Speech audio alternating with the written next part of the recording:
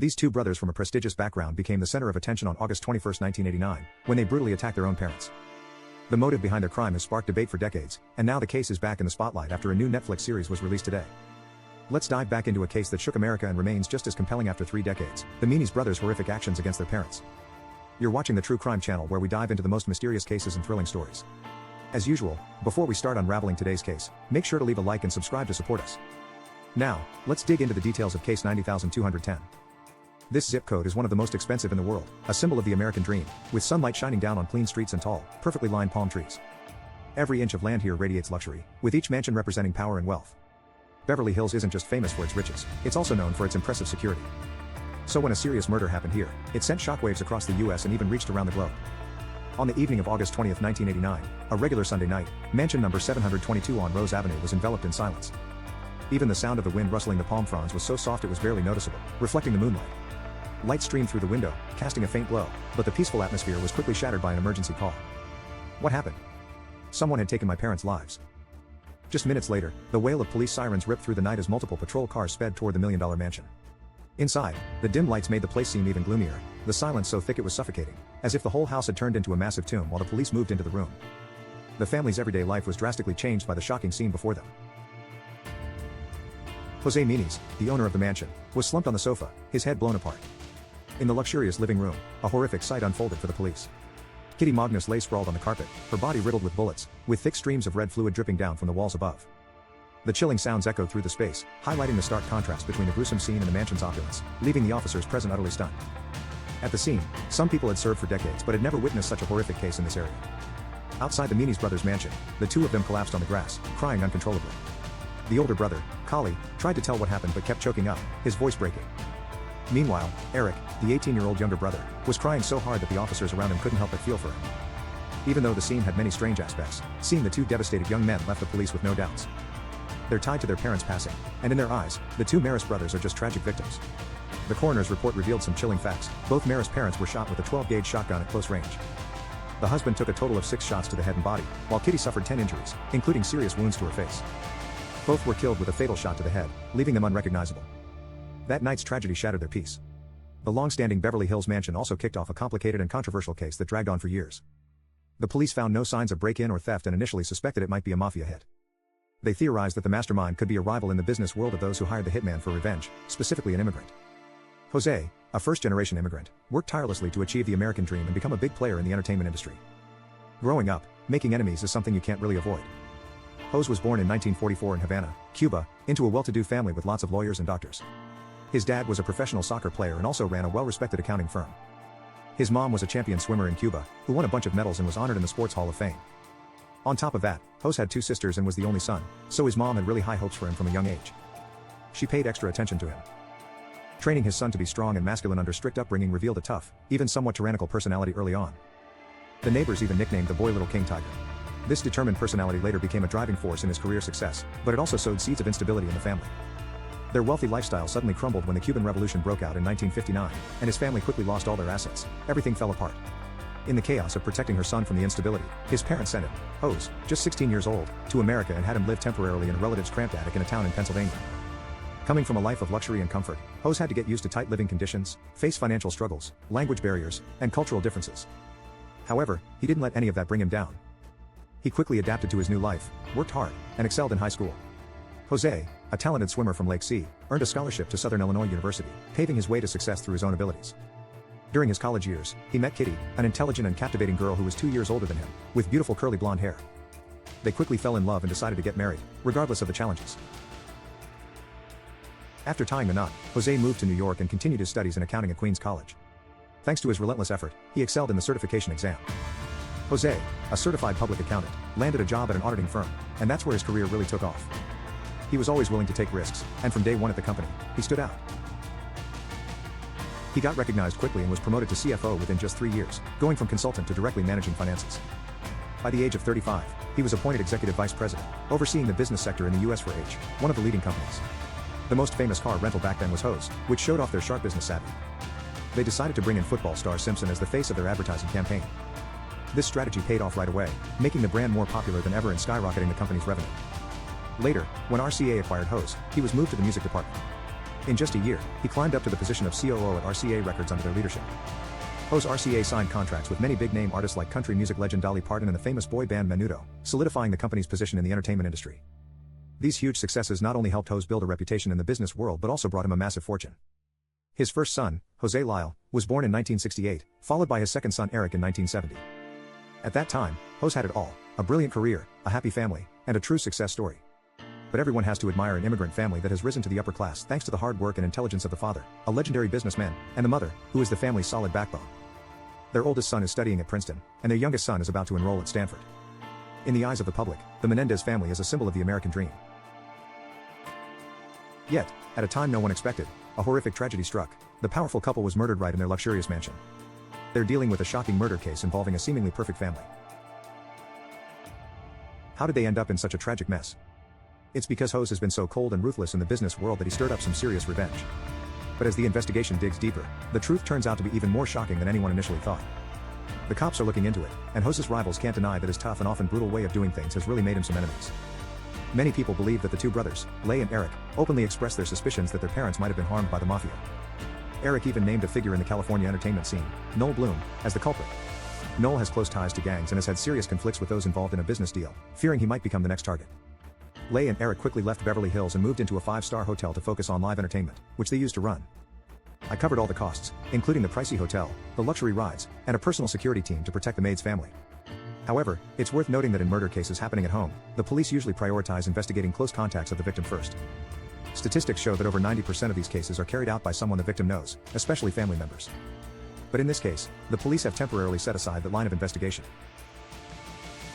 The reason is that the two maids' brothers showed extreme grief at the scene. They left a strong impression that they were really shocked by their parents' deaths. Plus, looking at the reasons behind the crime, it seems like these two had no motive.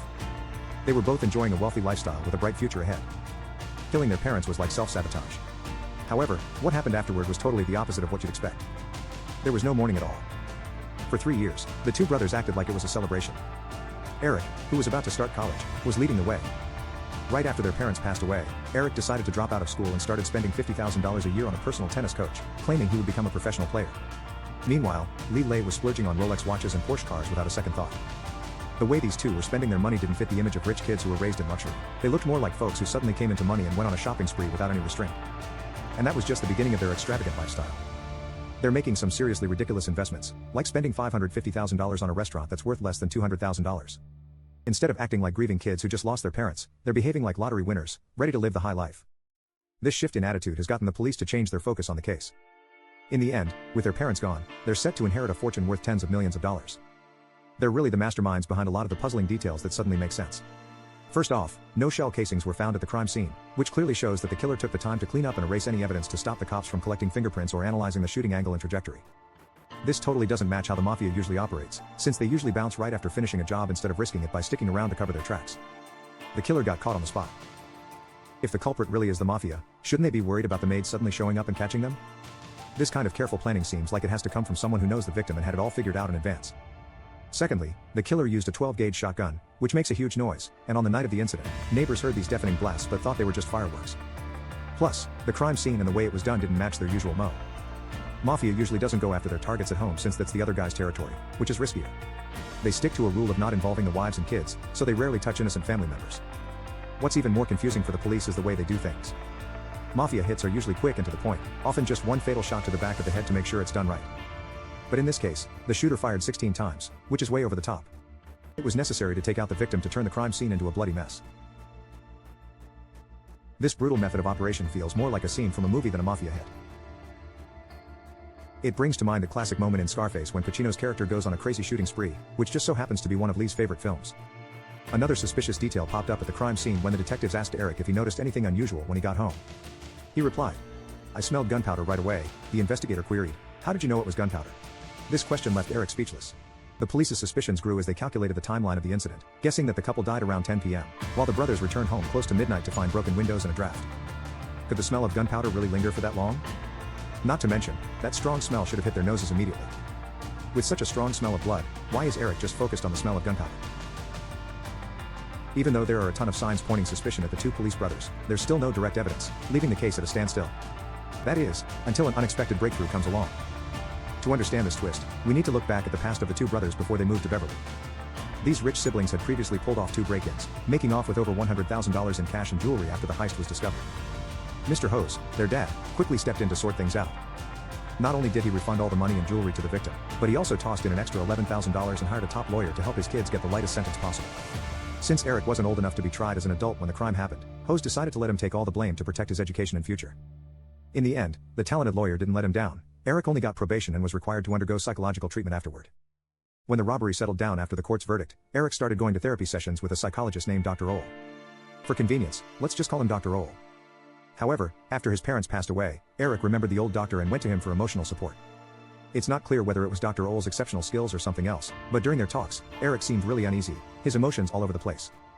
Then one day, he finally couldn't hold it in anymore and blurted out something that left Dr. Ole stunned. "We did it, Dr. Ole." Curious and cautious, they asked if the two brothers had really taken action against their parents. To their surprise, Erik not only admitted it but recounted the whole process in detail, as if the doctor was someone close to him. He explained that their father was an extremely controlling and authoritarian figure who had subjected the family to years of both physical and emotional abuse. Under that pressure, the brothers were nearly pushed to the breaking point, and their mother was unable to do anything. They were protecting her, but also because of their dad's long control, they started relying on alcohol to numb themselves. Erik said the reason they went after their mom wasn't out of hate, but out of desperation. They felt that if she stayed alive, she would witness what happened and could easily turn them in under public and legal pressure. Plus, they believed that after their dad was gone, their mom wouldn't be able to live on her own anymore. They thought it was better to let her go with him than to let her suffer. After hearing the confession from the killer, Dr. Ole still kept a professional and calm demeanor. He felt calm on the outside, but inside, it was like a storm was brewing. After thinking it over, he decided to take a third approach, balancing between healing people and calling the cops to arrest someone, using the situation to blackmail them. Suddenly, he realized he was holding the ultimate secret about the two brothers, a secret that could make him the center of the case and help him rake in a massive amount of money to gather more evidence. Dr. José had asked Erik to call his brother, Lyle, and invite him to join in on the consultation. Even though it looked like he was there to help the two brothers through their emotional struggles, he actually recorded their confessions. Then he told them that even if they didn't participate in therapy, they still had to pay him every week. He also hinted that if their case ended up in the therapy session records, it could be really beneficial for them, maybe even a deciding factor in their lives. If they didn't pay, he would make the recordings public, and there was no way the brothers could escape the real consequences of that. Dr. José has been offering this attentive service for a long time, ever since Erik was sentenced to attend therapy for his shoplifting incident. Erik's family was willing to pay for private information mentioned during the sessions, and even though Dr. José knew that this action seriously violated professional ethics and the law, he didn't hesitate to agree to José's request. After all, this family always poured money into his hands, so he felt he had to comply. Of course, revealing patient information is a serious issue. Although the guy is small-time, his connection to this murder case is huge. That's why Dr. José is really worried that if his actions get exposed, his career will be over in an instant. He could even end up facing a lawsuit. So, he came up with a sneaky plan to have his little mistress, Janan Smith, hide outside and eavesdrop on his conversation with the two brothers. With a third party witnessing it, he wouldn't be linked to the incident, and the secret between the brothers would still be in his hands. It's safe to say that. If your therapist wants to mess with you, there's no way you're getting out of a disastrous fate. Lyle Smith, who used to be a patient of Dr. Ogle, repeatedly developed an emotional relationship with her. But that didn't last long. After 5 months, Lyle Smith and Dr. José broke up, and she went to the police to file a report. "Police, I want to report that Dr. Ole raped me." "What? And those two guys weren't patients of Dr. Ole either, right?" That's what they said. The doctor said that their parents died because they used their friends' driver's licenses to buy guns. I've heard everything. Plus, these two brothers threatened Dr. José. They said if he tried to report them, they would kill him too. "Hey sis, take it slow, we're jotting this down." The CPU's a bit hot. Lyle Smith's testimony became a major turning point in the case. Since then, the police have gotten some leads and started searching, seizing recordings of conversations between Dr. José and the two brothers. Thanks to that, the police finally made some progress. There's evidence that directly links the Maris brothers to a murder that happened around 1 p.m. on March 8, 1990. The Beverly Hills police held a press conference to announce the brothers' arrest that same day. The older brother, Lyle, was pulled over and taken into custody while driving his luxury car. 4 days later, Erik, who was playing in a tennis tournament in Sarin, returned to Los Angeles on the advice of family and his lawyer to turn himself into the police. Even though he still dreams of pursuing tennis, he now has to put that on hold. 3 months later, after the two brothers got arrested, the Los Angeles Sheriff's Office announced that they had plans to escape. The police searched their cell and found a letter that the older brother, Lyle, had written to Erik. In the 17-page letter, Lyle talked about the dark stuff in their family, like killing their parents all over again. He said he didn't want to do that, which kind of indirectly admitted that they had done something to their parents. At the end of the letter, Lyle asked Erik to destroy it right after reading, but since he was in a messed up mental state, he saw the letter as a form of comfort and didn't destroy it. This discovery left the two siblings without a chance to defend themselves, forcing them to admit their wrongdoing. So what was the bad thing mentioned in the letter? Before the two brothers were caught, the case involving the director's wife in Hollywood was just local news in Los Angeles. But once people found out that the killer was his son, The case quickly became the talk of the entire country. Two smart brothers from Princeton, armed with a rifle, cruelly ended their parents' lives.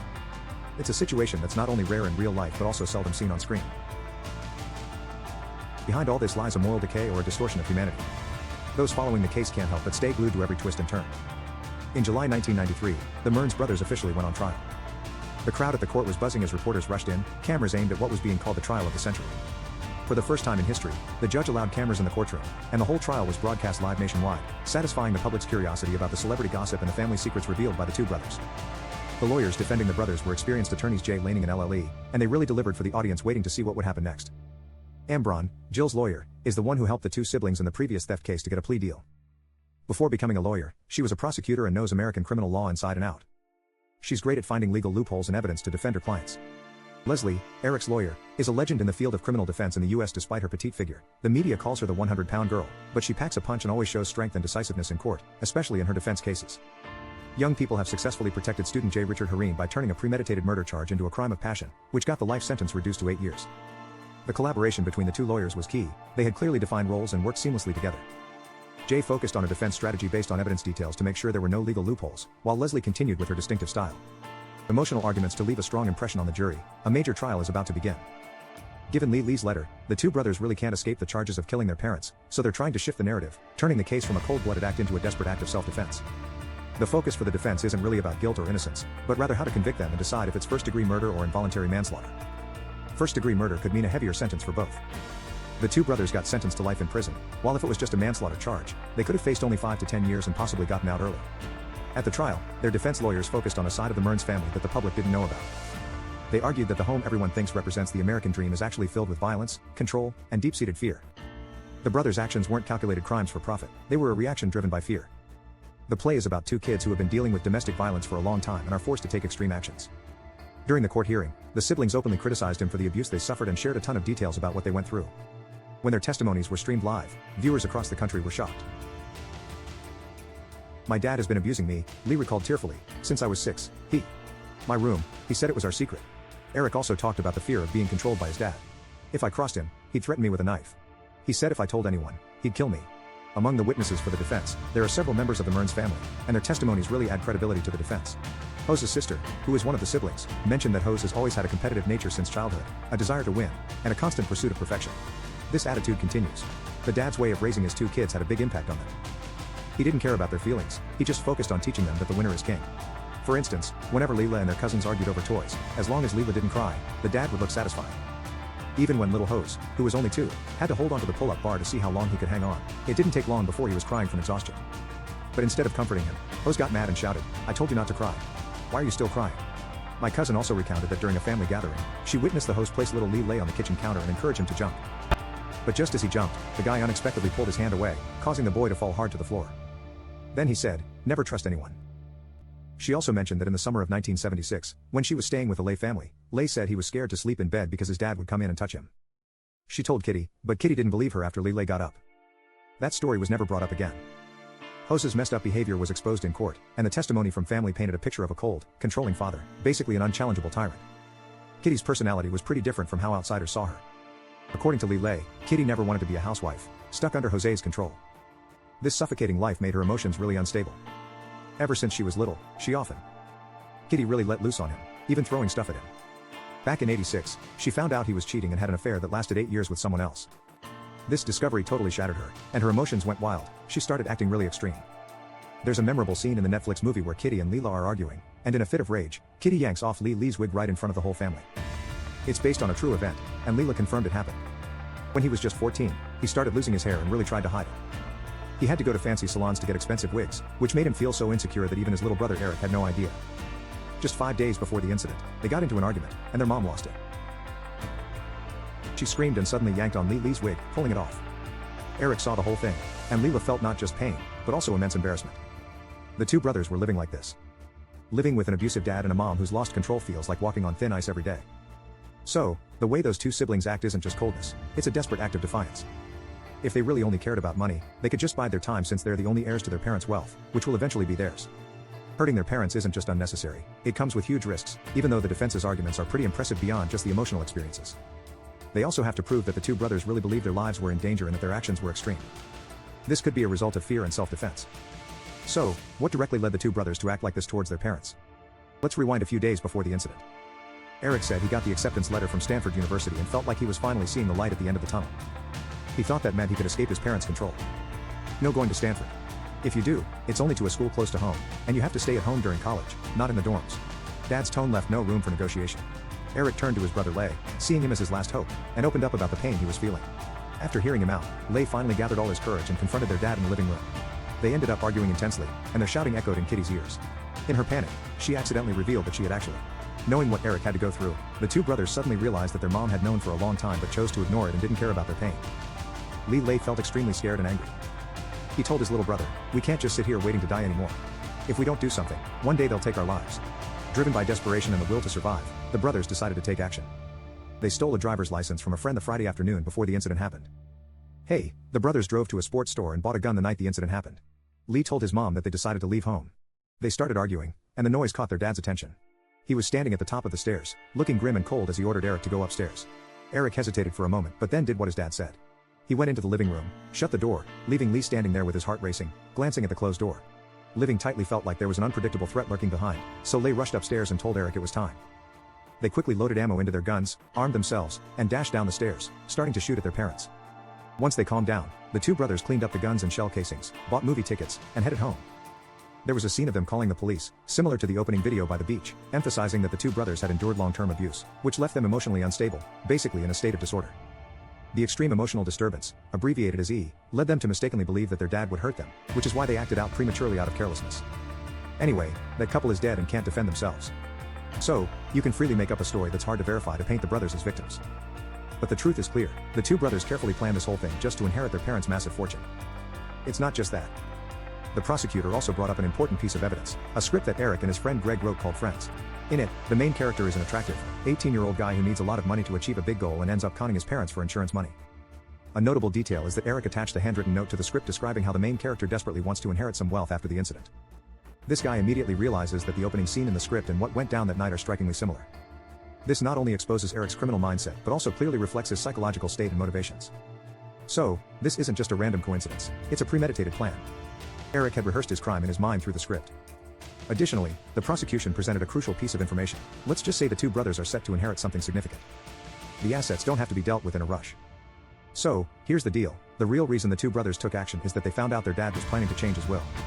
The key evidence comes from the estate executor, who testified that before he was killed, José revealed he was getting ready to change his will and cut both his sons out of the inheritance. The executor even warned José that this could lead to family conflict. I told them already, and they totally get it. José's decision isn't some impulsive move. The robbery done by those two brothers really wore him out. Not long before that, Lyle got kicked out of Princeton in their first semester for cheating in psychology, which made him even more disappointed. He believes these two kids don't just have a dim academic future, but their moral compass is beyond saving too. They're not worthy of inheriting his assets. The prosecutor believes that both brothers are well aware that once the will is successfully changed, they'll have nothing left. That's why they felt the need to take drastic action against their mother, Kitty, making it a key part of their inheritance plan. Of course, the whole wig incident completely devastated Lyle, and it might have been the last straw for her. The executor of the estate also mentioned that just a few days after José passed away, the two brothers hurriedly hired a computer expert to erase any files related to the alterations. The two brothers claimed that the incident with the computer was a hacker's attack. The prosecutors raised serious doubts, suggesting that the two of them had hardly mentioned this situation to their therapist or anyone else close to them. Even a key witness, Halone Smith, said that while she was listening in on the conversations between Dr. Ogle and the brothers, she never heard any discussions about it. All these accusations only came up after the two brothers were locked up, and there's no way that's just a coincidence. Even though there's testimony from an aunt or a cousin or someone, there's no real evidence to back up the claims against them. No witnesses saw anything happen, and let's not forget that these brothers are known liars. From the night of the incident, when they called the cops, they were acting like stars, showing off their so-called talent. Success in diverting the investigation in the 1990s in the US came at a time when society's awareness of abuse was still in its early stages. José, as a successful entrepreneur, perfectly fit the image that people typically have of a successful person. Meanwhile, his brother Erik, along with him, were both good-looking and came from a wealthy background, making it hard for them to fit the usual profile of a victim in court. Their allegations against their father were widely scrutinized, raising a recurring question: if José was really telling the truth. "You're an abuser. Why didn't you guys leave that house earlier?" Erik responded, "I was brainwashed. My dad made me believe I'd never escape from him." But during the jury deliberations, the male members didn't buy that rationale. In the end, when it came time to vote, all the guys leaned towards convicting the two brothers of first-degree murder because they couldn't wrap their heads around the idea that men could also be victims of such disgusting crimes. Female members of the jury seemed to lean towards believing the two brothers' testimonies, arguing that the injuries they suffered should be taken into account when deciding the sentence. This gender difference led to the jury, after more than a month of deliberation, being unable to reach a consensus. The court ultimately had to declare the trial void right before the appeal hearing started. This shocking case that captured the nation's attention completely changed the fate of the two brothers, and the Simpson case was finally declared null and void. This ruling has seriously shaken public trust in the fairness of the U.S. justice system. Prosecutors and judges are feeling unprecedented pressure.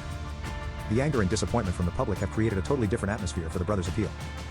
By the time the hearing rolled around, the presiding judge, who hadn't been able to reach a decision in the first trial, felt a lot of pressure. The trial is being broadcast on TV, and they're limiting the number of experts and witnesses allowed to participate. This means that many family members and psychologists who testified in the first trial can't provide evidence before the jury anymore. What's even more concerning is that the judge openly stated that the issues of abuse and victimization don't apply to Lyle and Erik just because they're men. Plus, even if there was past misconduct, it doesn't directly relate to the case. The core of the case is a murder, and that can't be used as a reason to lighten the charges. This basically means that the jury didn't really have any choice but to dismiss the manslaughter option. Just under a week after the jury was formed in the appeal hearing, they decided that the Menendez brothers were guilty of murder during the robbery. The judge announced that they would face life sentences. As soon as the verdict was read, the two brothers were taken to two different prisons with varying security levels, marking the start of their long sentences.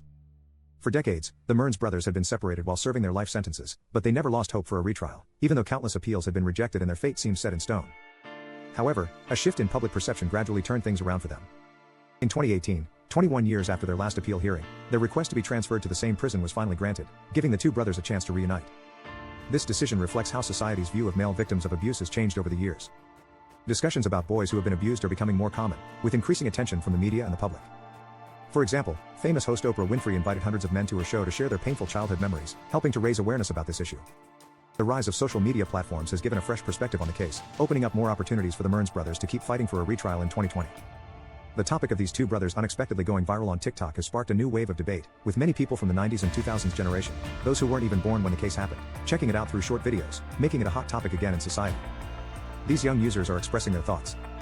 I really feel for those two brothers. Their life sentences are seen as way too harsh, maybe even unfair. A lot of people have made videos supporting them, digging deep into the context of the case, the arguments during the trial, and what they went through. Not long after, the hashtag #FreeMenendez blew up on social media, sparking a wave of calls for justice in 2023. A new turning point has emerged. Roy Rossello, a former member of the famous band Menudo from the 80s, has publicly accused a former RCA executive of sexual abuse. This statement not only provides a third perspective supporting the allegations from two brothers but also challenges the prosecutor's argument that the abuse claims are just made-up stories. The new evidence doesn't stop there. A letter Erik wrote to his uncle 8 months before the incident was unexpectedly discovered. In the letter, he expressed. She revealed the pain from being abused by Trey, with details matching her cousin's testimony in court. However, this uncle never mentioned the letter in either of the trials in the 1990s and passed away in 2003, which makes the mystery of the letter even harder to figure out with this new evidence. The Menendez brothers have filed for a protection order, hoping the court will lift the restraining order against them. In September 2024, Netflix is releasing a monster movie about Lyle and Erik Menendez. The public's attention has been drawn to this shocking case, but many viewers noticed after watching that the film tends to portray the Menendez brothers as ruthless people who acted out of greed for an inheritance. Both of the brothers have sharply criticized the movie, claiming it's filled with lies and paints them in a bad light. In October, Kim Kardashian officially voiced her support for the two brothers, saying they deserve a second chance in life. Interestingly, her actions not only garnered widespread attention but also people often think about the cruel twists of fate mentioned in previous episodes. Kim Roberts' dad, who is also Kimden, was actually a close friend and lawyer for Simpson. You could say that the Simpson trial indirectly influenced the fates of the Menendez brothers. While Simpson faced pressure from the justice system and public opinion, they rushed to convict the Menendez brothers. Things didn't stop there. After being arrested for allegedly murdering his wife, Simpson was actually temporarily held in the cell next to Erik, and the two had many conversations deepened their connection even more than in the 1980s when Jose was the CEO of H. He was the one who signed the contract to bring Simpson on as the brand ambassador, which linked the two families together. In October 2024, Los Angeles District Attorney Jay Gaskin proposed a hearing and even suggested freeing the two brothers who have spent most of their lives in prison, as their family is eagerly awaiting their reunion for the holiday season. However, some people believe this move. This has political implications because right after that statement, Gaskin lost in the November election. The position of the newly elected district attorney hasn't been made public yet, but the Los Angeles Supreme Court has announced that the new trial hearing will take place on January 30, 2025, giving the new DA enough time to review the case. This murder case, which happened over 30 years ago, is not only a tricky problem in the history of the justice system but also highlights changing social perceptions as new evidence comes to light. The discussion about family warranty issues and increasing abuse has really gone beyond just a single case. It's turning into a test of legal fairness and human complexity. So that wraps up today's story. What do you think about this case? Feel free to share your thoughts in the comments below so we can chat about it. And before you go, don't forget to hit like, subscribe, and turn on notifications so you don't miss any of the next classic cases on the True Crime channel.